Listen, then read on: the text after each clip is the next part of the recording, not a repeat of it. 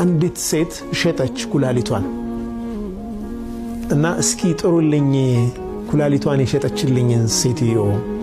ብላ እቺ በሽተኛዋ በጣም ሀብታም ነች ጠራቻት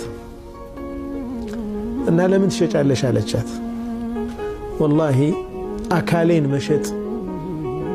ያስገደደኝ ከባድ ችግር ውስጥ ያለው ምስኪን ደሃ ስለሆንኩ እንጂ መሸጥ ፈልጌ አይደለም ለገንዘብ ብዬ አይደለም መሸጠው ማለት ኖሮኝ ተጨማሪ ለማግኘት አይደለም ችግር ነው የሚያሸጠኝ ብላ ለቀሰች ገንዘቡንም ውሰጂ ኩላሊትሽንም አልፈልግም